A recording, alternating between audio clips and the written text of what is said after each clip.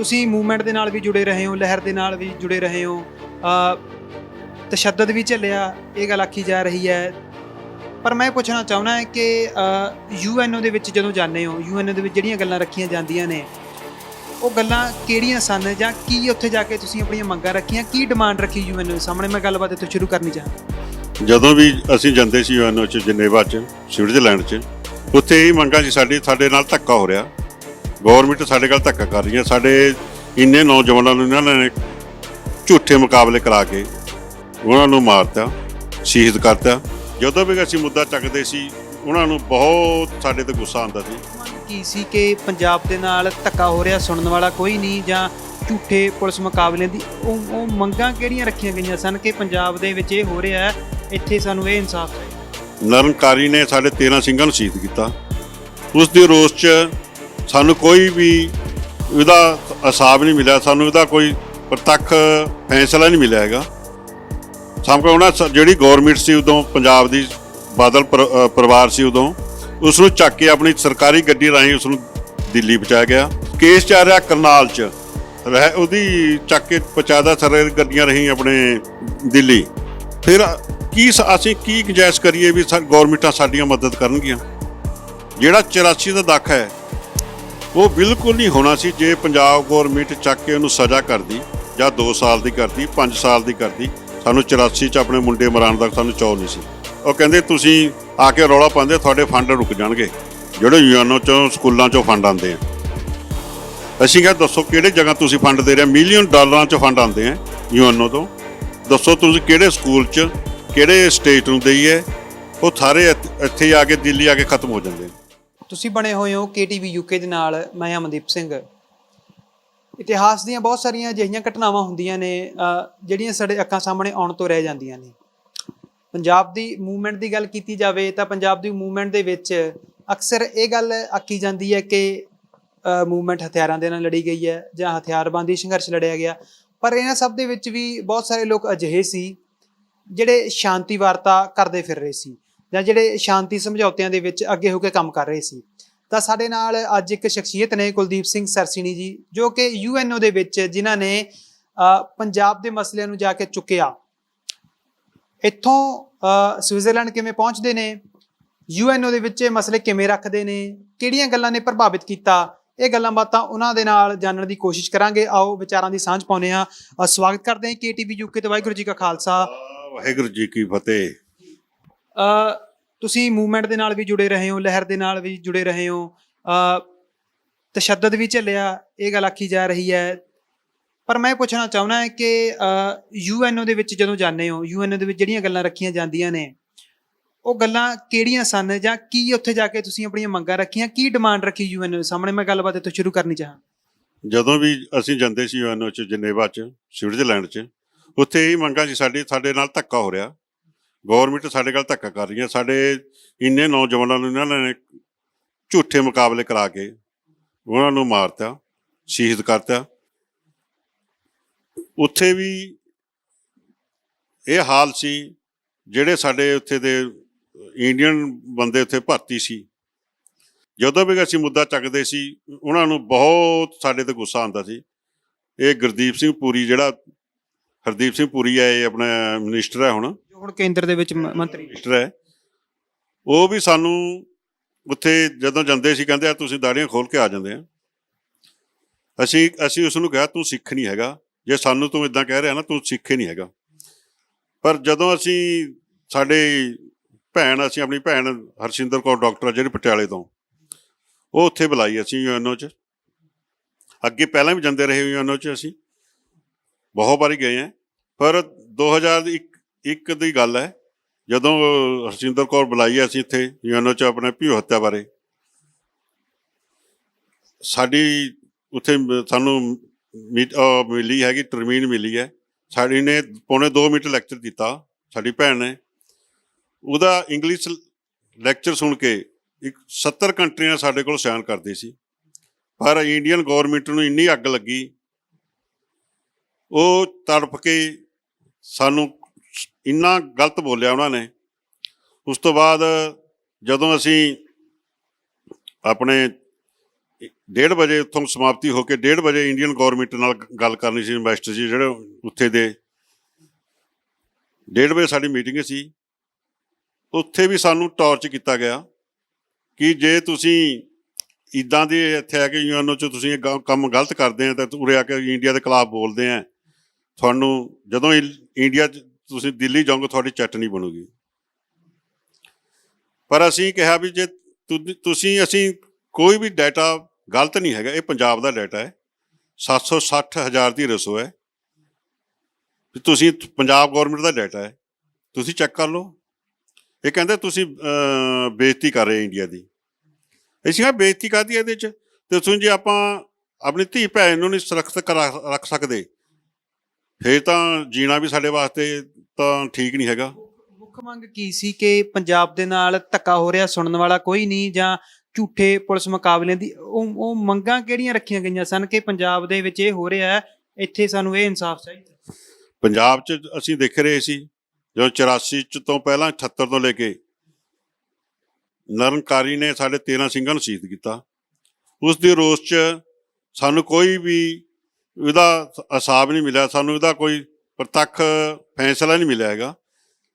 ਸਾਨੂੰ ਉਹਨਾਂ ਜਿਹੜੀ ਗੌਰਮੈਂਟ ਸੀ ਉਦੋਂ ਪੰਜਾਬ ਦੀ, ਬਾਦਲ ਪਰਿਵਾਰ ਸੀ ਉਦੋਂ, ਉਸ ਨੂੰ ਚੱਕ ਕੇ ਆਪਣੀ ਸਰਕਾਰੀ ਗੱਡੀ ਰਾਹੀਂ ਉਸ ਨੂੰ ਦਿੱਲੀ ਪਹੁੰਚਾਇਆ ਗਿਆ।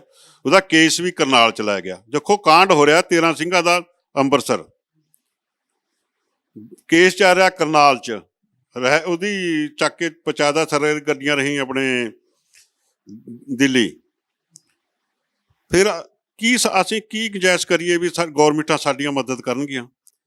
ਜਿਹੜਾ 84 ਦਾ ਦੱਖ ਹੈ ਉਹ ਬਿਲਕੁਲ ਨਹੀਂ ਹੋਣਾ ਸੀ ਜੇ ਪੰਜਾਬ ਗੌਰਮੈਂਟ ਚੱਕ ਕੇ ਉਹਨੂੰ ਸਜ਼ਾ ਕਰਦੀ, ਜਾਂ 2 ਸਾਲ ਦੀ ਕਰਦੀ, 5 ਸਾਲ ਦੀ ਕਰਦੀ। ਸਾਨੂੰ 84 'ਚ ਆਪਣੇ ਮੁੰਡੇ ਮਰਾਉਣ ਦਾ ਸਾਨੂੰ ਚਾਅ ਨਹੀਂ ਸੀ, ਪਰ ਸਾਨੂੰ ਫੈਸਲਾ ਨਹੀਂ ਦਿੱਤਾ। ਅੱਜ ਤੱਕ 35 ਸਾਲ ਹੋ ਗਏ ਨੇ, ਸਾਨੂੰ ਇਨਸਾਫ ਨਹੀਂ ਮਿਲਿਆ। ਜਦੋਂ ਕਿਸੇ ਨੂੰ ਵੀ, ਕਿਸੇ ਕੌਮ ਦਾ ਹੋਵੇ, ਭਾਵੇਂ ਹਿੰਦੂ ਕੌਮ ਹੋਵੇ, ਸਾਰੇ ਸਤਿਕਾਰਯੋਗ ਹੈ, ਦੂਜਾ ਧਰਮ ਹੈ, ਸਾਰੇ ਸਤਿਕਾਰਯੋਗ ਹੈ। ਜੇ ਕਿਸੇ ਨੂੰ ਸਾਨੂੰ ਆਪਣਾ ਇਨਸਾਫ ਨਹੀਂ ਮਿਲਦਾ, ਉਸ ਤੋਂ ਬਾਅਦ ਅਸੀਂ ਯੂਐਨਓ 'ਚ ਵੀ ਜਾ ਕੇ ਕਹਿੰਦੇ ਹਾਂ ਵੀ ਸਾਨੂੰ ਪੰਜਾਬ ਨਾਲ ਧੱਕਾ ਹੋ ਰਿਹਾ, ਸਾਡੇ ਇੰਨੇ ਮੁੰਡੇ ਮਾਰਤੇ ਇਹਨਾਂ ਨੇ, ਅੱਜ ਤੱਕ ਕੋਈ ਇਨਸਾਫ ਨਹੀਂ ਹੈਗਾ। ਇਹਨੇ ਪਿੱਤੀ ਪਿੱਛੇ, ਇੱਕ ਆਪਣੀ ਪਿੱਤੀਆਂ ਪਿੱਛੇ ਜਿਹੜੇ ਆਪਣੇ ਇਹਨਾਂ ਨੇ ਸਾਡੇ ਮੁੰਡਿਆਂ ਨੂੰ ਸ਼ਹੀਦ ਕੀਤਾ। ਪਰ ਉੱਥੇ ਵੀ ਯੂਐਨਓ ਸੁਣਦੇ ਸੀ। ਜਦੋਂ ਇਹਨਾਂ ਨਾਲ ਸਾਡੀ ਮੀਟਿੰਗ ਹੋਈ ਹੈ ਇੰਡੀਅਨ ਗੌਰਮੈਂਟ ਨਾਲ, ਇਹਨਾਂ ਨੂੰ ਦੱਸਿਆ ਵੀ ਤੁਸੀਂ ਯਾਰ, ਉਹ ਕਹਿੰਦੇ ਤੁਸੀਂ ਆ ਕੇ ਰੌਲਾ ਪਾਉਂਦੇ, ਤੁਹਾਡੇ ਫੰਡ ਰੁਕ ਜਾਣਗੇ, ਜਿਹੜੇ ਯੂਐਨਓ 'ਚੋਂ ਸਕੂਲਾਂ 'ਚੋਂ ਫੰਡ ਆਉਂਦੇ ਆ। ਅਸੀਂ ਕਿਹਾ ਦੱਸੋ ਕਿਹੜੇ ਜਗ੍ਹਾ ਤੁਸੀਂ ਫੰਡ ਦੇ ਰਹੇ? $1 ਮਿਲੀਅਨ 'ਚ ਫੰਡ ਆਉਂਦੇ ਆ ਯੂਐਨਓ ਤੋਂ, ਦੱਸੋ ਤੁਸੀਂ ਕਿਹੜੇ ਸਕੂਲ 'ਚ, ਕਿਹੜੇ ਸਟੇਟ ਨੂੰ ਦੇਈਏ? ਉਹ ਸਾਰੇ ਇੱਥੇ ਹੀ ਆ ਕੇ, ਦਿੱਲੀ ਆ ਕੇ ਖਤਮ ਹੋ ਜਾਂਦੇ ਆ।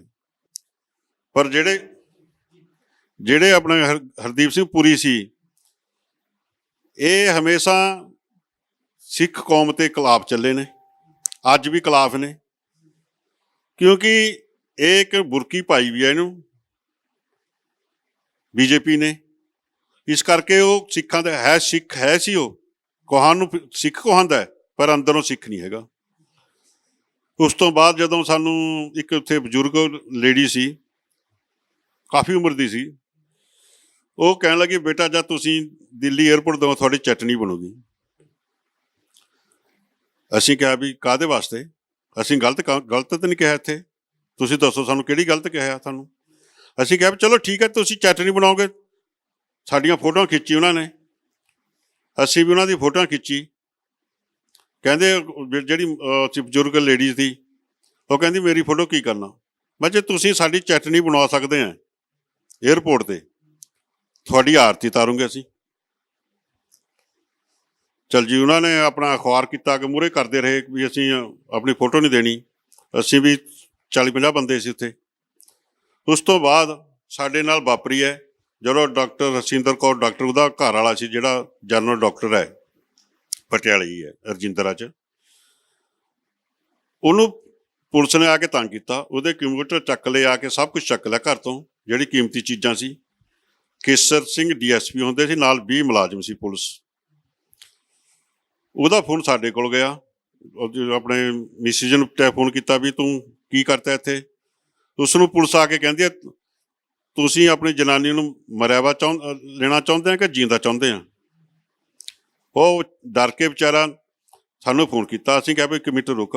ਅਸੀਂ ਉਹਨੂੰ ਪ੍ਰੈਜ਼ੀਡੈਂਟ ਕੋਲ ਗਏ। ਅਸੀਂ ਕਿਹਾ ਵੀ ਇਹ ਫੋਨ ਆ ਸਾਡੇ ਕੋਲ ਆ ਰਿਹਾ ਇੰਡੀਆ ਤੋਂ, ਇਹ ਸਾਨੂੰ ਪਰੇਸ਼ਾਨ ਕਰ ਰਹੇ ਘੱਟ ਗਿਣਤੀਆਂ ਨੂੰ। ਸਾਡੇ ਨਾਲ ਘੱਟ ਗਿਣਤੀ ਦੇ ਵਾਲਮੀਕੀਆਂ ਦਾ ਵੀ 4-5 ਬੰਦੇ ਸੀ ਜਿਹੜੇ ਇੰਡੀਆ ਤੋਂ ਗਏ ਸੀ UNO 'ਚ, ਵੀ ਸਾਡੇ ਨਾਲ ਧੱਕਾ ਹੋ ਰਿਹਾ। ਅਸੀਂ ਕਿਹਾ ਵੀ ਸਾਡੇ ਨਾਲ ਧੱਕਾ ਕਰ ਰਹੀਆਂ ਗੌਰਮੈਂਟਾਂ। ਬਿਲਕੁਲ ਹੀ ਪੰਜਾਬ ਨੂੰ ਤਾਂ ਸ਼ੁਰੂ ਤੋਂ ਹੀ 47 ਤੋਂ ਲੈ ਕੇ ਮਤਰੇਈ ਮਾਂ ਦਾ ਸਲੂਕ ਕਰ ਰਹੀਆਂ। ਹੁਣ ਵੀ ਉਹੀ ਸਾਡੇ ਨਾਲ ਹੋ ਰਿਹਾ, ਮਤਰੇਈ ਮਾਂ ਦਾ ਸਲੂਕ ਹੈ। ਪੁਰੀ ਨੇ ਜੋ ਗੱਲ ਆਖੀ ਸੀ ਕਿ ਖੁੱਲੀਆਂ ਦਾੜੀਆਂ ਲੈ ਕੇ ਆ ਗਏ ਹੋ, ਉਹ ਪਿੱਛੇ ਦੀ ਮਾਨਸਿਕਤਾ ਕੀ ਸੀ? ਇਹਦੀ ਮਾਨਸਾ ਤੇ ਵੀ ਆਖਿਆ ਤੁਸੀਂ ਇੰਡੀਆ ਦਾ ਨਾਂ ਖਰਾਬ ਕਰ ਰਹੇ ਨੇ, ਹੈ ਜੀ। ਜਿਹੜਾ ਹੁਣ ਸਾਡਾ ਪੰਜਾਬ ਦਾ ਸੰਘਰਸ਼ ਸੀ ਉਹਦੇ ਬਾਰੇ ਇਹਨੂੰ ਪਤਾ ਸੀ। ਉੱਥੇ ਅਸੀਂ ਹਰ ਸਾਲ ਪ੍ਰੋਟੈਸਟ ਕਰਦੇ ਸਨ। ਖੁੱਲੀਆਂ ਦਾੜੀਆਂ ਤੋਂ ਮਤਲਬ ਜਿਹੜੇ ਪੰਜਾਬ ਦਾ ਹੱਕ ਮੰਗਦੇ ਸੀ। ਇਹਨੂੰ ਨਫ਼ਰਤ ਹੈ ਜਿਹੜੀ ਖੁੱਲੀ ਦਾੜੀਆਂ ਤੋਂ। ਅਸੀਂ ਉੱਥੇ ਫਿਰ ਹਰ ਸਾਲ ਜਿੰਨੇ ਵੀ ਆਪਣੇ ਸ਼ਹੀਦ ਹੋਏ ਨੇ, ਭਾਵੇਂ ਕੋਈ ਵੀ ਜਥੇਬੰਦੀ ਦੇ ਆ, ਉਹਨਾਂ ਦੇ ਪੋਸਟਰ ਲਾ ਕੇ ਵੱਡੇ ਵੱਡੇ ਦੋਨੋਂ ਪਾਸੇ ਸਟੈਂਡ ਬਣਾ ਕੇ 2 ਕਿੱਲਿਆਂ 'ਚ ਲਾ ਕੇ, ਜਿਹੜੇ ਉੱਥੇ ਦੇ ਲੋਕ ਯੂਰਪੀਅਨ ਲੋਕ ਸੀ ਜਦੋਂ ਦੇਖਦੇ ਸੀ ਆ ਕੇ ਰੋਂਦੇ ਸੀ ਵੀ ਤੁਹਾਡੇ ਨਾਲ ਇਹ ਬੀਤਿਆ, ਵੀ ਤੁਹਾਡੀਆਂ ਗੌਰਮੈਂਟਾਂ ਹੈਗੀਆਂ, ਪੰਜਾਬ 'ਚ ਤੁਹਾਡੇ ਅਕਾਲੀ ਦਲ ਹੈਗਾ, ਸੈਂਟਰ ਗੌਰਮੈਂਟ 'ਚ ਕਾਂਗਰਸ ਹੈ। ਇਹ ਦੇਖਦੇ ਹੋਏ ਵੀ ਇਹ ਲੋਕ ਰੋਂਦੇ ਸੀ, ਜਿਹੜੇ ਗੋਰੇ ਸੀ ਉੱਥੇ ਦੇ ਯੂਰਪੀਅਨ ਲੋਕ ਸੀ, ਵੀ ਤੁਹਾਡੇ ਨਾਲ ਤੁਹਾਡੀਆਂ ਇੰਨੀਆਂ ਕੁਰਬਾਨੀਆਂ ਦੇਸ਼ ਵਾਸਤੇ ਦਿੱਤੀ ਹੋਵੇ, ਤੁਹਾਡੇ ਨਾਲ ਇਹ ਹੋਵੇ। ਅੱਜ ਤੁਸੀਂ ਜਾ ਕੇ ਦੇਖ ਲਓ ਇਟਾਲੀਆ, ਬੈਲਜੀਅਮ, ਇੰਗਲੈਂਡ 'ਚ ਸਾਡੇ ਜੋ ਸੈਕੰਡ ਵਰਲਡ ਵਾਰ ਹੈ ਉਹਦੇ ਜਿਹੜੇ ਆਪਣੇ ਸਿੰਘ ਸ਼ਹੀਦ ਹੋਏ ਵੇ ਨੇ ਉਹਨਾਂ ਦੇ ਬੁੱਤ ਲੱਗੇ ਹੋਏ ਹੈ। ਸਾਡੇ ਗੁੜ ਨਹੀਂ ਲੱਗਿਆ ਸੀ। ਅਸੀਂ ਜਦੋਂ 89 'ਚ ਗਏ ਹਾਂ, ਅਸੀਂ ਕੈਂਪ 'ਚ ਸੀ, ਪੋਲੀਟੀਕਲ ਕੈਂਪ 'ਚ। ਸਾਨੂੰ ਘਰ ਲੈ ਕੇ ਜਾਂਦੇ ਸੀ, ਲੈਣ ਆਪਣੇ ਗੋਰੇ ਆਉਂਦੇ ਸੀ, ਸਤਿਕਾਰ ਕਰਦੇ ਹੁੰਦੇ ਸਿੰਘਾਂ ਦਾ। ਇਹ ਲੋਕ ਇੱਦਾਂ ਦੇ ਹੈਗੇ। ਜਿਹੜਾ ਹਰਦੀਪ ਸਿੰਘ ਪੁਰੀ ਹੈ, ਥੋੜ੍ਹੇ ਦਿਨ ਬਾਅਦ ਉਹਨੂੰ ਅਮਰੀਕਾ ਜਾਣ ਦਾ ਮੌਕਾ ਮਿਲਿਆ। ਆਪਣੇ ਪਰਸਨਲ ਕੰਮ ਗਿਆ ਹੋਣਾ ਕਿਤੇ, ਜਾਂ ਗੌਰਮੈਂਟ ਦੇ ਕੰਮ ਗਿਆ। ਏਅਰਪੋਰਟ 'ਤੇ ਇਹਦੀ ਤਲਾਸ਼ੀ ਹੋਈ ਆ ਪੱਗ ਦੀ। ਉਸ ਤੋਂ ਬਾਅਦ ਇਹ ਸਾਡੇ ਗੁਰਦੁਆਰਾ ਸਾਹਿਬ 'ਚ ਮੈਂ 14-15 ਸਾਲ ਪ੍ਰਧਾਨ ਰਿਹਾ ਗੁਰਦੁਆਰਾ ਸਾਹਿਬ ਦਾ ਵੀ, ਸਵਿਟਜ਼ਰਲੈਂਡ 'ਚ। ਉੱਥੋਂ ਇਹ ਫੋਨ ਕਰਦਾ ਮੈਨੂੰ, ਲੈਟਰ ਪੈਡ 'ਤੇ ਇੱਕ ਚਿੱਠੀ ਲਿਖੋ ਵੀ ਮੇਰੇ ਨਾਲ ਧੱਕਾ ਹੋਇਆ, ਵੀ ਹਰਦੀਪ ਸਿੰਘ ਪੁਰੀ ਨਾਲ ਧੱਕਾ ਹੋਇਆ। ਅਸੀਂ ਕਿਹਾ ਤੂੰ ਸਿੱਖੇ ਨਹੀਂ ਹੈਗਾ ਯਾਰ, ਜੇ ਸਾਨੂੰ ਤੂੰ ਸਿੱਖੇ ਨਹੀਂ ਸਮਝ ਰਿਹਾ, ਤੂੰ ਸਿੱਖੇ ਨਹੀਂ ਹੈਗਾ। ਜਦੋਂ ਇਹਦੀ ਆਪਣੀ ਬੇਇੱਜ਼ਤੀ ਹੋਈ ਅਮਰੀਕਾ 'ਚ, ਇਹਦੀ ਪੱਗ ਦੀ ਤਲਾਸ਼ੀ ਹੋਈ ਹੈ, ਫਿਰ ਤਾਂ ਇਹਨੂੰ ਤਕਲੀਫ ਹੋਈ ਹੈ ਥੋੜ੍ਹੀ ਜਿਹੀ, ਵੀ ਹਾਂ ਸਿੱਖਾਂ ਨਾਲ ਤਕਲੀਫ ਹੋ ਰਹੀ, ਵੀ ਮੇਰੀ ਬੇਇੱਜ਼ਤੀ ਕੀਤੀ ਆਪਣੇ ਅਮਰੀਕਾ ਵਾਲਿਆਂ ਨੇ, ਜਿਹੜੀ ਸਿਕਿਉਰਟੀ ਸੀ। ਇਹ ਹਾਲਤ ਸੀ ਇਹਨਾਂ ਦੇ। ਦੇਖੋ ਅਸੀਂ ਤਾਂ ਇੱਥੇ ਵੀ ਜਦੋਂ ਕੋਆਪਰੇਟਿਵ ਸੀ, ਉਸ ਤੋਂ ਬਾਅਦ ਮੈਂ 82 'ਚ ਦੁਬਈ ਚਲੇ ਗਏ। ਦੁਬਈ ਤੋਂ 85 'ਚ ਅਸੀਂ ਜਸਵੀਰ ਸਿੰਘ ਰੋਡੇ, ਲਖਵੀਰ ਸਿੰਘ ਰੋਡੇ, 2-3 ਹੋਰ ਸੀ ਮੁੰਡੇ ਇਹਨਾਂ ਦੇ ਨਾਲ, ਸੰਗਰੂਰ ਦਾ ਸੀ ਜਿਹੜਾ ਇਹਨਾਂ ਦਾ ਫੋਰਮੈਨ ਸੀ। ਸੇਮ ਸੰਤਾਂ ਦੀ ਬਿੱਟੋ ਕਾਪੀ ਸੀ ਉਹ। ਉਸ ਤੋਂ ਬਾਅਦ ਅਸੀਂ 85 'ਚ ਵਾਪਸ ਆਇਆ। ਮੈਂ 6-7 ਮਹੀਨੇ ਅਸੀਂ ਵਿਹਲੇ ਰਿਹਾ। ਮੈਂ ਉਸ ਤੋਂ ਬਾਅਦ ਮਾਰਕੀਟ ਕਮੇਟੀ, ਮੰਡੀ ਬੋਰਡ ਜੁਆਇਨ ਕੀਤਾ। ਫਿਰ ਮੰਡੀ ਬੋਰਡ ਜੁਆਇਨ ਕੀਤਾ ਤਾਂ ਜਦੋਂ ਸੰਘਰਸ਼ ਬਹੁਤ ਤੇਜ਼ ਚੱਲ ਰਿਹਾ ਸੀ, ਸੰਘਰਸ਼ ਤੇਜ਼ ਸੀ। ਉਸ ਤੋਂ ਬਾਅਦ ਮੈਂ 89 'ਚ ਬਾਅਦ ਛੱਡ ਕੇ ਆਪਣਾ ਇੱਥੋਂ ਰਿਜ਼ਾਈਨ ਦੇ ਕੇ, ਛੁੱਟੀ ਲੈ ਕੇ, ਰਿਜ਼ਾਈਨ ਨਹੀਂ ਦਿੱਤਾ, ਛੁੱਟੀ ਲੈ ਕੇ ਮੈਂ ਬਾਇਆ ਪ੍ਰਾਗ, ਮਾਸਕੋ, ਅਸੀਂ ਬਾਇਆ ਜਰਮਨ ਜਾ ਕੇ ਅਸੀਂ ਸਵਿਟਜ਼ਰਲੈਂਡ 'ਚ ਐਂਟਰ ਕੀਤਾ। ਮਕਸਦ ਜਿਹੜਾ ਤੁਸੀਂ UNO ਦੇ ਵਿੱਚ ਜਾਣ ਦਾ ਸੀ, ਉੱਥੇ ਆਪਣੀ ਗੱਲ ਰੱਖਣ ਦਾ ਸੀ, ਪਰ ਇਹ ਸਬੱਬ ਬਣਿਆ ਕਿਵੇਂ? ਕਿਹਨਾਂ ਲੋਕਾਂ ਨੂੰ ਮਿਲੇ?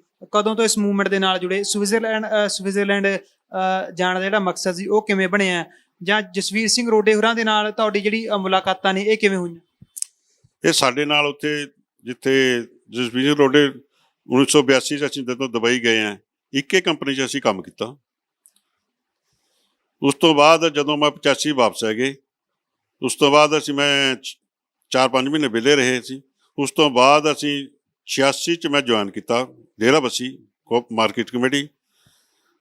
ਜਦੋਂ ਸਾਡੇ 86 'ਚ ਹੀ ਕਾਂਡ ਹੋਇਆ ਸੀ, ਜਿਹੜਾ ਲਹਿਲੀ ਕਾਂਡ ਸੀ ਬੱਸ ਦਾ, ਉਸ ਟਾਈਮ ਮੈਂ ਡਿਊਟੀ ਜਾ ਰਿਹਾ ਸੀ ਜੀਰਕਪੁਰ।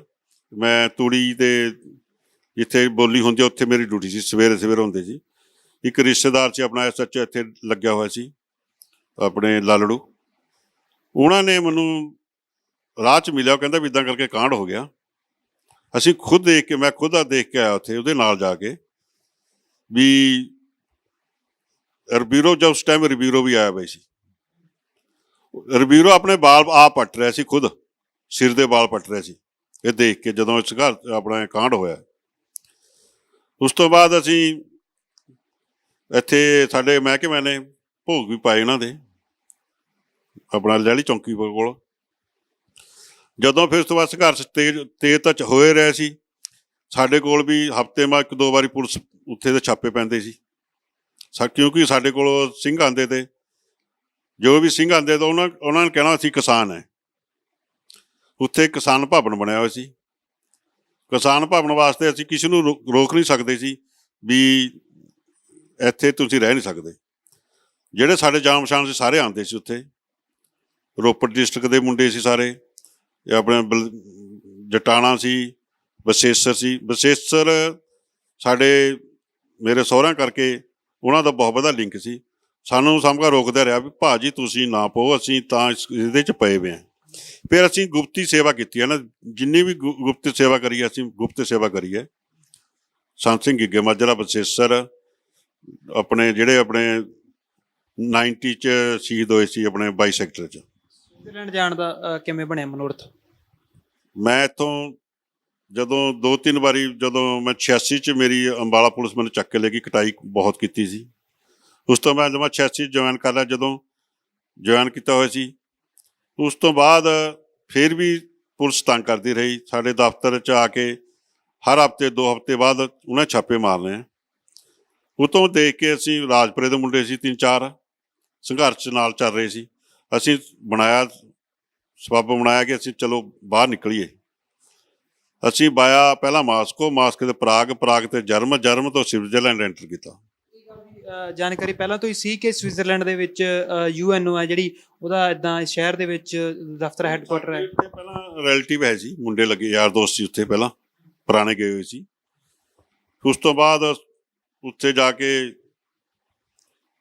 ਮੈਂ ਕੋਰਟ ਮੈਰਿਜ ਕਰੀ ਉੱਥੇ ਯੂਰਪੀਅਨ ਲੇਡੀਜ਼ ਨਾਲ। ਉਸ ਤੋਂ ਬਾਅਦ ਮੈਂ 7-8 ਸਾਲ ਅਸੀਂ ਉਸ ਤੋਂ ਬਾਅਦ ਜਾ ਕੇ ਕੰਮ ਕੀਤਾ। ਕੰਮ ਨਾਲ ਹੀ ਸਾਡੇ ਜਿਹੜੇ ਜਥੇਬੰਦੀਆਂ ਦੇ ਮੁੰਡੇ ਸੀ ਅੱਜ ਵੀ ਬੈਠੇ ਨੇ ਉੱਥੇ, ਆਪਣਾ ਬੈਲਜੀਅਮ ਬੈਠੇ ਨੇ, ਜਰਮਨ ਬੈਠੇ ਨੇ, ਸਵਿਟਜ਼ਰਲੈਂਡ ਬੈਠੇ ਨੇ ਜੀ। ਜਿੱਦਾਂ ਕਿ ਜਫਰਵਾਲ ਸੀ ਜਿਹੜਾ ਆਪਣਾ ਬਸਨ ਸਿੰਘ ਜਫਰਵਾਲ, ਉਹ ਵੀ ਸਾਡੇ ਕੋਲ ਉੱਥੇ ਰਹਿ ਕੇ ਆਏ ਨੇ, 3-4 ਸਾਲ ਆ ਕੇ ਆਏ ਨੇ ਉੱਥੇ। ਉਹ ਵੀ ਬਾਇਆ ਪਾਕਿਸਤਾਨ ਤੋਂ ਬੁਲਾਏ ਸੀ, ਇਹ ਜਿਹਨੇ ਹਾਈਜੈਕਰ ਸੀ ਉਹ ਵੀ ਬਾਇਆ ਉੱਤੋਂ ਪਾਕਿਸਤਾਨ ਤੋਂ ਸਵਿਟਜ਼ਰਲੈਂਡ ਕੁਛ ਬੰਦੇ ਆਏ ਸੀ, ਕੁਛ ਜਰਮਨ ਆਏ ਸੀ, ਕੁਛ ਕੈਨੇਡਾ ਗਏ ਸੀ। ਇਸ ਕਰਕੇ ਜਿੱਥੇ ਆਪਣਾ UNO 'ਚ ਯੂਰਪ ਦੇ ਸਾਰੇ ਬੰਦੇ ਆਉਂਦੇ ਸੀ, ਜਿਹਨਾਂ ਇੰਗਲੈਂਡ ਤਾਂ ਮੋਹਰੀ ਸੀ ਨਾ ਇਸ ਜਦੋਂ ਸੰਘਰਸ਼ 'ਚ, ਸੇਵਾ ਸਿੰਘ ਲੱਲੀ ਹੋ ਗਏ, ਹੋਰ ਕਈ ਬੰਦੇ ਸੀ ਜਿਹੜੇ ਮੂਹਰੇ ਸੀ, ਉਹ ਸਾਡੇ ਸਵਿਟਜ਼ਰਲੈਂਡ ਵੀ ਆਉਂਦੇ ਸੀ। ਇਸ ਕਰਕੇ ਸਾਨੂੰ ਵੀ ਸਬੱਬ ਹੋ ਜਾਣਾ ਕਿ ਅਸੀਂ ਵੀ ਜਾ ਕੇ ਇਸ ਨਾਲ, ਇਹਨਾਂ ਨਾਲ ਜੁੜ ਕੇ UNO ਜਾਂਦੇ ਰਹੇ ਹਾਂ। ਅੱਜ ਤੱਕ ਵੀ ਕਾਰਡ ਪਏ ਨੇ ਉਹਨਾਂ ਦੇ, ਤੁਹਾਨੂੰ 1 ਮਹੀਨੇ ਦਾ ਕਾਰਡ ਦਿੰਦੇ ਆ ਬਣਾ ਕੇ UNO 'ਚੋਂ, ਤੁਸੀਂ 1 ਮਹੀਨੇ ਜਦ ਮਰਜ਼ੀ ਜਾ ਸਕਦੇ ਹੋ। ਕਿੰਨੇ ਕੁ ਜਾਣੇ ਜਾਂਦੇ ਹੁੰਦੇ ਸੀ ਆਪਣੀ ਗੱਲਬਾਤ ਰੱਖਣ? ਕਿਵੇਂ ਪਹਿਲਾਂ UNO ਦੇ ਵਿੱਚ ਚਿੱਠੀ ਭੇਜੀ ਜਾਂਦੀ ਸੀ ਜਾਂ ਜਾ ਕੇ ਦਰਖਾਸਤ ਕੀਤੀ? ਉੱਥੋਂ ਜਾ ਕੇ ਪਹਿਲਾਂ ਟਰਮੀਨ ਲੈਣੀ ਪੈਂਦੀ ਹੈ। ਇੱਕ ਬੰਦਾ ਜਾਂਦਾ ਸਾਡੇ, ਆਪਣਾ ਜੰਮੂ ਕਸ਼ਮੀਰ ਦਾ ਸੀ ਮੁੰਡਾ, ਪ੍ਰੀਤੀ ਸਿੰਘ ਸੀ, ਉਹਨੇ ਪਹਿਲਾਂ ਜਾ ਕੇ ਟਰਮੀਨ ਲੈਣੀ ਹੈ। ਉਸ ਤੋਂ ਬਾਅਦ ਜਾ ਕੇ ਅਸੀਂ ਮਹੀਨੇ ਬਾਅਦ ਜਾਣਾ ਤਾਂ ਦੁਬਾਰੇ ਸਾਡੇ ਆਇਡੈਂਟੀ ਕਾਰਡ ਬਣਦੇ ਸੀ ਸਾਰਿਆਂ ਦੇ। ਆਇਡੈਂਟੀ ਕਾਰਡ ਬਣ ਕੇ ਅਸੀਂ ਫਿਰ ਅੰਦਰ ਜਾਂਦੇ ਸੀ। ਅਸੀਂ ਜਦੋਂ ਜਿੱਥੇ ਪੂਰੇ ਆਪਣੇ ਕੰਟਰੀਆਂ ਜਿਹਨੇ ਵਰਲਡ ਦੇ, ਉੱਥੇ ਮੀਟਿੰਗ ਹੁੰਦੀ ਹੈ, ਜਿੱਦਾਂ ਕੁਰਸੀਆਂ ਲੱਗੀਆਂ ਗੋਲ, ਜਿੱਦਾਂ ਆਪਣਾ ਸਟੇਡੀਅਮ ਬਣਿਆ ਹੁੰਦਾ, ਉਹਦੇ 'ਚ ਹੀ ਸਾਡੇ ਭੈਣ ਨੇ ਇੰਟਰਵਿਊ ਦਿੱਤੀ ਸੀ, ਹਰਸਿੰਦਰ ਕੌਰ ਡਾਕਟਰ ਨੇ। ਇਸ ਕਰਕੇ ਅਸੀਂ ਆਪਣੇ ਪੰਜਾਬ ਦੇ ਮੁੱਦੇ ਵੀ ਚੱਕੇ ਵੀ ਸਾਡੇ ਨਾਲ ਧੱਕਾ ਹੋ ਰਿਹਾ, ਪੰਜਾਬ ਸਾਡੇ ਮੁੰਡਿਆਂ ਨੂੰ ਮਾਰਿਆ ਜਾ ਰਿਹਾ, ਧੱਕੇ ਤੋਂ ਮੁਕਾਬਲੇ ਕੀਤੇ ਜਾ ਰਹੇ ਨੇ। ਵੀ ਇਹ ਬੁੱਚੜ ਸਰਕਾਰਾਂ ਜਿਹੜੀਆਂ, ਇਹ ਬੇਅੰਤਾ ਬੁੱਚੜ ਸੀ, ਇਸ ਨੇ ਤਾਂ ਇੰਨਾ ਜ਼ੁਲਮ ਕਰਤਾ ਸੀ, ਸਾਡੇ ਛੋਟੇ ਛੋਟੇ ਬੱਚਿਆਂ ਨੂੰ ਵੀ ਸ਼ਹੀਦ ਕੀਤਾ। ਮੇਰੇ ਨਾਲ ਘਟਨਾ ਵਾਪਰੀ ਹੈ, ਸੁਰਜੀਤ ਸਿੰਘ ਰੰਧਾਵਾ ਜਿਹੜਾ ਕਿ ਜਬਰੀ ਰਿਟਾਇਰ ਕੀਤਾ ਆਪਣੇ SSP ਫਤਿਹਗੜ੍ਹ ਸਾਹਿਬ ਤੋਂ। ਮੈਂ ਆਪਣੀ ਭੂਆ ਕੋਲੋਂ ਆ ਰਿਹਾ ਸੀ, 92 ਦੀ ਗੱਲ ਹੈ, 92-93 ਦੀ। ਮੈਂ ਬਾਹਰੋਂ ਆਇਆ 1 ਮਹੀਨੇ ਛੁੱਟੀ ਵਾਸਤੇ, ਉੱਥੇ ਬਿਨਾਂ ਦਾੜੀਏ ਬਿਨਾਂ ਕੇਸਾਂ ਤੋਂ ਮੁੰਡੇ 2 ਮੱਕੀ 'ਚ ਵਾੜ ਕੇ ਗੋਲੀਆਂ ਮਾਰ ਕੇ ਸ਼ਹੀਦ ਕਰਤਾ ਸੀ। ਜਿਹੜਾ ਮੇਰੇ ਗੱਲ ਲਿੰਕ ਸੀ ਦਾ ਆਪਣਾ ਜਿਹੜਾ ਗੁਰਮੀਤ ਸਿੰਘ ਰੰਧਾਵਾ ਸੀ, ਜਾਣ ਪਛਾਣ ਸੀ, ਮੈਂ ਕਿਹਾ ਵੀਰ ਜੀ ਤੁਸੀਂ ਗਲਤ ਕਰ ਰਹੇ ਹੋ। ਇਹ ਬੰਦਾ ਆਪ ਸਾਨੂੰ ਕਹਿੰਦਾ ਵੀ ਯਾਰ ਤੁਸੀਂ ਆਪਣਾ ਕੰਮ ਕਰੋ, ਯਾਰ ਸਾਡਾ ਕੰਮ ਆਪਣਾ ਹੈ, ਤੁਹਾਡਾ ਕੰਮ ਹੋਰ ਹੈ। ਅੱਜ ਉਹ ਭੁਗਤ ਰਿਹਾ। ਜਦੋਂ ਪਿੱਛੇ ਅੰਸਾਲੀ ਵਾਲੇ ਬਾਬਾ ਜੀ ਪੂਰੇ ਹੋਏ ਸਨ, ਉਹਨਾਂ ਦਾ ਭੋਗ ਸੀ, ਇੱਥੇ ਬਰਸੀ ਸੀ ਉਹਨਾਂ ਦੀ, ਉੱਥੇ ਸਾਨੂੰ ਮਿਲਿਆ। ਮੈਨੂੰ ਕਹਿੰਦਾ, ਮੈਂ ਪਛਾਣ ਲਿਆ ਵੀ ਆ ਜਾ ਭਾਈ ਗੁਰਮੀਤ ਸਿੰਘ ਇੱਥੇ ਆ ਤੂੰ। ਕਹਿੰਦੇ ਯਾਰ ਮੈਨੂੰ ਤਾਂ ਬਹੁਤ ਟੌਰਚਰ ਕਰ ਰਹੇ ਹੁਣ ਸਾਡਾ ਮਹਿਕਮਾ। ਵਾਹ ਵੀਰ ਜੀ ਤੁਸੀਂ ਜਿਹੜਾ ਕੀਤਾ ਹੋਇਆ ਤਾਂ ਭੁਗਤਣਾ ਹੀ ਪੈਣਾ। ਦੇਖੋ ਪ੍ਰਮਾਤਮਾ ਨੂੰ ਇਨਸਾਫ ਤਾਂ ਪ੍ਰਮਾਤਮਾ ਮੰਗਦਾ ਹੈ, ਇਨਸਾਨ ਕਿਸੇ ਤੋਂ ਇਨਸਾਫ ਨਹੀਂ ਮੰਗ ਸਕਦਾ, ਪ੍ਰਮਾਤਮਾ ਜ਼ਰੂਰ ਦੇਖਦਾ ਹੈ। ਅੱਜ ਅਸੀਂ ਉਰੇ ਬੈਠੇ ਹਾਂ, ਪ੍ਰਮਾਤਮਾ ਦੇਖਦਾ ਹੈ। ਕਿਸੇ ਦਾ ਬੁਰਾ ਨਾ ਕਰੋ, ਸਾਰੇ ਧਰਮਾਂ ਦਾ ਸਤਿਕਾਰ ਕਰੋ। ਜਿਸ ਤੇਰੇ ਧਰਮ 'ਚ ਅਸੀਂ ਪੈਦਾ ਹੋ ਗਏ, ਕੱਟੜਵਾਦ ਆਪਣੇ ਧਰਮ ਦੀ ਰੱਖੋ। ਕਿਸੇ ਨੂੰ ਆਪਾਂ ਨਾ ਦਬੀਏ, ਨਾ ਕਿਸੇ ਨੂੰ ਦਬਾਉਣਾ। ਜੇ ਸਾਡੇ ਨਾਲ ਕੋਈ ਧੱਕਾ ਕਰ ਰਿਹਾ, ਅਸੀਂ ਬਰਾਬਰ ਲੜਾਈ ਲੜੂਗੇ। ਅੱਜ ਵੀ ਜੇ ਸਾਡੇ ਪੰਜਾਬ ਨਾਲ ਧੱਕਾ ਕਰ ਰਹੇ ਨੇ, ਅਸੀਂ ਖੜੇ ਹਾਂ, ਕਿਸਾਨ ਜਥੇਬੰਦੀਆਂ 'ਚ ਵੀ ਖੜੇ ਹਾਂ, ਸ਼ੁਰੂ ਤੋਂ ਹੀ ਮੈਂ ਖੜਿਆ ਹਾਂ। ਭਾਈ ਸਾਹਿਬ ਆਪਣੇ ਜਿਹੜੇ ਹੈ ਸੀ ਸਾਰੇ ਜਿੰਨੇ ਵੀ ਜਥੇਬੰਦੇ ਸਾਡੀ ਹੈਗੀ, ਮੈਂ ਗੁਰੂ ਮਾਨਿ ਗ੍ਰੰਥ ਨਿਸ਼ਕਾਮ ਸੇਵਾ ਸੁਸਾਇਟੀ ਦਾ ਮੈਂ ਮੁੱਖ ਸੇਵਾਦਾਰ ਹਾਂ। ਅਸੀਂ ਆਪਣੀ ਜਿਹੜੀ ਇੱਥੇ ਲੱਖੋਵਾਲ ਯੂਨੀਅਨ ਹੈ ਉਹਦੇ ਨਾਲ ਖੜੇ ਹਾਂ, ਸਿਰ ਨਾਲ ਸਿਰ ਲਾ ਕੇ, ਮੋਢੇ ਨਾਲ ਮੋਢਾ ਲਾ ਕੇ। ਕਿਤੇ ਵੀ ਇਹਨਾਂ ਨੂੰ ਲੋੜ ਪੈਂਦੀ ਹੈ ਪੈਸੇ ਦੀ, ਜਾਂ ਅਸੀਂ ਖੁਦ ਆਪ ਦਿੰਦੇ ਹਾਂ। ਕਿਉਂਕਿ ਸਾਡੇ ਪਰਿਵਾਰ, ਮੇਰਾ ਪਰਿਵਾਰ ਸਾਰਾ ਆਸਟ੍ਰੇਲੀਆ ਬੈਠਿਆ। ਘੱਟੋ ਘੱਟ ਮੈਂ 1,40,000 ਦੀ ਮੈਂ ਸੇਵਾ ਕਰ ਚੁੱਕਿਆ ਉਰੇ। ਬਾਕੀ ਤਾਂ ਦੇਖੋ ਜਾਂਦੇ ਆਪਾਂ ਤੇਲ ਫੂਕਦੇ ਹਾਂ, ਹੋਰ ਕਰਦੇ ਹਾਂ, ਤਾਂ ਵੱਖਰੀ ਗੱਲ ਹੈ। ਇਹ ਵੀ ਅਸੀਂ ਅੱਜ ਵੀ ਕਹਿੰਦੇ ਹਨ ਇਹਨਾਂ ਨੂੰ, ਜਿਹੜੇ ਆਪਣੇ ਪ੍ਰਧਾਨ ਮੰਤਰੀ ਹੈ, ਛੜਿਆਂ ਦੀ ਸਰਕਾਰ ਹੈ ਜਿਹੜੀ, ਇਹ ਸਾਨੂੰ ਪੰਜਾਬ ਨੂੰ ਦੱਬਣਾ ਚਾਹੁੰਦੀ ਹੈ, ਪੰਜਾਬ ਨੂੰ ਤੋੜਨਾ ਚਾਹੁੰਦੀ ਹੈ। ਜੇ ਅੱਜ ਇਹ ਆਪਣੇ ਕਿਸਾਨ ਸੰਘਰਸ਼ ਨਾ ਹੁੰਦਾ, ਇਹ ਸਾਡੇ 7 ਜ਼ਿਲ੍ਹੇ ਤੋੜਨੇ ਸੀ ਇਹਨਾਂ ਨੇ। ਇੱਕ ਆਪਣੇ ਇੱਧਰ ਜੰਮੂ 'ਚ ਲਾਣਾ ਸੀ, ਪਠਾਨਕੋਟ ਤੱਕ, ਇੱਧਰ ਆਪਣੇ ਮੋਗੇ ਤੱਕ ਰਾਜਸਥਾਨ 'ਚ, ਇੱਧਰੋਂ ਜਿਹੜਾ ਸਾਡਾ ਇਲਾਕਾ ਹੈ ਇਹ ਚੰਡੀਗੜ੍ਹ 'ਚ ਮਿਲਾਉਣਾ ਸੀ। ਇਹਨੂੰ ਪੰਜਾਬ ਨੂੰ ਕਮਜ਼ੋਰ ਕਰਨੇ ਵਾਸਤੇ ਇਹਨਾਂ ਨੇ ਪੂਰਾ ਸੰਘਰਸ਼ ਰਚਿਆ ਹੋਇਆ। ਪਰ ਸਾਡੇ ਪੰਜਾਬ ਦੇ ਜਿਹੜੇ ਲੀਡਰ ਨੇ, ਭਾਵੇਂ ਜਿਸ ਮਰਜ਼ੀ ਪਾਰਟੀ ਦੇ ਲੀਡਰ ਨੇ, ਇਹ ਸਾਰੇ ਚੋਰ ਨੇ। ਇਹ ਨਹੀਂ ਚਾਹੁੰਦੇ ਵੀ ਕਿਸਾਨ ਵੀ ਦਿੱਲੀ ਜਿੱਤ ਕੇ ਆਈਏ। ਇਹਨਾਂ ਨੂੰ ਪਤਾ ਵੀ ਜੇ ਅੱਜ ਦਿੱਲੀ ਤੋਂ ਜਿੱਤ ਕੇ ਆਉਂਦੇ ਆ, ਸਾਡੇ ਵਾਸਤੇ ਕੋੜ ਦੀ ਕਿੱਲੀ ਬਣ ਜਾਣੀ। ਇਹਨਾਂ ਨੇ ਸਾਡੇ ਹਲਕ 'ਚ ਰੱਸਾ ਪਾ ਲੈਣਾ। ਇਹ ਨਹੀਂ ਚਾਹੁੰਦੇ। ਇਹ ਸਾਰੇ ਰਲੇ ਮਿਲੇ ਨੇ, ਇੱਕ ਖੁਰਲੀ ਦੇ ਬੱਚੇ ਨੇ। ਸਿਰਫ ਪੱਗਾਂ ਹੀ ਚੇਂਜ ਹੁੰਦੀਆਂ ਨੇ, ਪੱਗਾਂ ਹੀ ਚੇਂਜ ਹੁੰਦੀਆਂ। ਸਾਡੇ ਦੇਖ ਲਓ ਤੁਸੀਂ, ਇਹਨਾਂ ਨੇ ਰਲ ਕੇ ਸਾਡੇ ਯੂਨਿਟਾਂ ਨੂੰ ਮਰਾਤਾ, ਸਾਡੇ ਲੀਡਰਾਂ ਨੂੰ ਮਰਾਤਾ। ਸੰਤਾਂ ਨੂੰ 84 ਦਾ ਅਟੈਕ ਕਰਾਉਣ ਵਾਲੇ ਕੌਣ ਹੈ? ਇਹ ਸਾਡੇ ਨੇ। ਸਿੱਖ ਕੌਮ ਕਦੇ ਨਹੀਂ ਮਰਦੀ ਜੇ ਸਾਡੇ ਵਿੱਚੋਂ ਨਾ ਸਾਡੇ ਨਾ ਮਾਰਨ। ਅਖੀਰ ਦੇ ਵਿੱਚ ਗੱਲ ਨੂੰ ਉੱਥੇ ਹੀ ਮੋੜਾ ਪਾਉਣਾ ਚਾਹੁੰਦਾ ਕਿ ਜਦੋਂ UNO ਦੇ ਵਿੱਚ ਜਿਵੇਂ ਤੁਸੀਂ ਮੰਗਾਂ ਰੱਖਦੇ ਸੀ ਜਿਹੜੀਆਂ ਆਪਣੀਆਂ, ਕਿ ਤਾਂ UNO ਦੇ ਜਿਹੜੇ ਸੈਕਟਰੀ ਹੁੰਦੇ ਸੀ ਜਾਂ ਜਿਹੜੇ ਮੁਖੀ ਸੀ, ਉਹਨਾਂ ਦਾ ਕੀ ਕਹਿਣਾ ਸੀ? ਉਹ ਭਾਰਤ ਸਰਕਾਰ ਨੂੰ ਕੀ ਕਹਿੰਦੇ ਸੀ? ਉਹਨਾਂ ਦਾ ਰਵੱਈਆ ਕਿਵੇਂ ਦਾ ਸੀ? ਇਹ ਕਹਿੰਦੇ ਸੀ ਵੀ ਹਾਂ ਤੁਹਾਡੇ ਨਾਲ ਧੱਕਾ ਹੋ ਰਿਹਾ। ਜਿਹੜਾ UNO ਦਾ ਪ੍ਰੈਜ਼ੀਡੈਂਟ ਸੀ, ਇਹਨਾਂ ਝਾੜਾਂ ਪਾਈਆਂ ਇਹਨਾਂ ਨੂੰ, ਇੰਨੀਆਂ ਝਾੜਾਂ ਪਾਉਂਦੇ ਸੀ। ਜਦੋਂ DSP ਖਹਿਰਾ ਸੀ, ਇਹ ਮਾਫੀ ਮੰਗ ਕੇ ਗਿਆ ਸੀ 20 ਮਿੰਟ ਬਾਅਦ। ਉਹ ਕਹਿੰਦਾ ਜਦ ਵੀ ਸਾਨੂੰ ਸਪੈਸ਼ਲ ਕਾਰਡ ਦਿੱਤੇ, ਸਾਨੂੰ ਏਅਰਪੋਰਟ 'ਤੇ ਕੋਈ ਰੋਕਦਾ, ਇੱਕ ਵਾਰ ਮੈਨੂੰ ਕਾਲ ਕਰੋ, ਮੈਂ ਇਨਕੇ ਸਾਰੇ ਫੰਡ ਰੋਕ ਦੇਣਾ। ਜਿਹੜਾ ਭਾਰਤ ਦਾ ਰੁਪਈਆ ਹੈ, UNO ਵੀ ਜਾਣਦੀ ਹੈ ਵੀ ਪੰਜਾਬ ਨਾਲ ਧੱਕਾ ਕਰਿਆ ਜਾ ਰਿਹਾ, ਕਿਉਂਕਿ ਸ਼ੁਰੂ ਤੋਂ ਹੀ ਧੱਕਾ ਹੋਇਆ। ਜਿਹੜੇ ਸਾਡੇ ਲੀਡਰ ਸਨ ਉਸ ਟਾਈਮ ਜਦੋਂ ਆਜ਼ਾਦ ਹੋਇਆ, ਉਦੋਂ ਵੀ ਸਾਡੇ ਨਾਲ ਧੱਕਾ ਹੋਇਆ। ਪਰ ਜਿਹੜੇ ਗੋਰੇ ਸਨ ਉਹ ਸਾਨੂੰ ਕਹਿ ਰਹੇ ਸੀ ਤੁਸੀਂ ਵੱਖਰਾ ਦੇਸ਼ ਲੈ ਲਓ। ਪਰ ਸਾਡੇ ਬਜ਼ੁਰਗ ਜਿਹੜੇ ਚਲੋ ਸਤਿਕਾਰਯੋਗ ਹੈਗੇ, ਸਾਡੇ ਬਜ਼ੁਰਗ ਹੈ ਸੀ, ਉਹਨਾਂ ਦੀ ਗਲਤੀ ਹੈ ਜ਼ਰੂਰ ਵੀ ਇਹ ਵੱਖਰਾ ਨਹੀਂ ਕਰ ਸਕੇ। ਪਾਕਿਸਤਾਨ ਇੱਕ ਵੱਖਰਾ ਦੇਸ਼ ਉਹਨੇ ਆਪਣਾ ਲੈ ਲਿਆ, ਸਾਨੂੰ ਵੱਖਰਾ ਦੇਸ਼ ਸਾਨੂੰ ਮਿਲਣਾ ਚਾਹੀਦਾ ਸੀ। ਪਰ ਅਸੀਂ 9 ਮਾਸ ਦਾ ਕਰਕੇ ਅਸੀਂ ਭਾਈ ਹਾਂ। ਉਹਨਾਂ ਨੇ ਕੀਤਾ ਵੀ ਤੁਸੀਂ ਇਹਨਾਂ ਨੂੰ ਗੁਲਾਮ ਦੇਖ ਰਹੇ ਹੈ, ਜਿਹੜੇ ਅੱਜ ਸਾਨੂੰ ਪੰਜਾਬ ਨਾਲ ਧੋਖਾ ਕਰ ਰਹੇ ਨੇ, ਤੁਸੀਂ ਗੁਲਾਮ ਦੇਖ ਰਹੇ ਹੈ ਵੀ ਜਦੋਂ ਆਜ਼ਾਦ ਹੋ ਗਏ ਨਾ, ਤੁਹਾਨੂੰ ਜਦੋਂ ਪਤਾ ਲੱਗਣਾ ਹੈ। ਅਸੀਂ ਦੇਖ ਰਹੇ ਸਾਡੇ ਬਜ਼ੁਰਗਾਂ ਨਾਲ ਸਾਨੂੰ ਪੰਜਾਬ ਨੂੰ ਦੰਦੇ ਹੁਣ ਪੰਜਾਬੀ ਸੂਬੀ ਦੇ ਦੀ, ਪੰਜਾਬੀ ਭਾਸ਼ਾ ਵਾਸਤੇ ਸਾਡੇ ਬਜ਼ੁਰਗ, ਸਾਡੇ ਬਾਬਾ ਜੀ ਆਪ ਜੈਤੋਂ ਦੇ ਮੋਰਚਿਆਂ 'ਚ 2-2 3 ਸਾਲ 3-4 ਵਾਰ ਜੇਲ੍ਹ 'ਚ ਗਏ ਨੇ ਪੰਜਾਬੀ ਭਾਸ਼ਾ ਬਾਰੇ ਵੀ। ਪਰ ਅੱਜ ਵੀ ਜੇ ਸਾਡੇ ਚੰਗੇ ਲੀਡਰ ਹੁੰਦੇ, ਸਾਡੇ ਪੰਜਾਬ ਦੇ ਚੰਗੇ ਲੀਡਰ ਹੁੰਦੇ, ਭਾਵੇਂ ਕੋਈ ਵੀ ਪਾਰਟੀ ਹੈ, ਸਾਨੂੰ ਇੱਥੇ ਧਰਨੇ ਲਾਉਣ ਦੀ ਸਾਨੂੰ ਕੋਈ ਉਹ ਨਹੀਂ ਸੀ, ਆਪਣੀ ਧਰਨੇ ਲਾਈਏ ਅਸੀਂ। ਪਰ ਸਾਡੇ ਲੀਡਰ ਹੀ ਮਾੜੇ ਨੇ, ਇਹੀ ਖੁਦ ਸਾਈਨ ਕਰਨੇ ਵਾਲੇ ਨੇ, ਇਹੀ ਸਾਨੂੰ ਬੇਵਕੂਫ ਬਣਾ ਰਹੇ ਨੇ।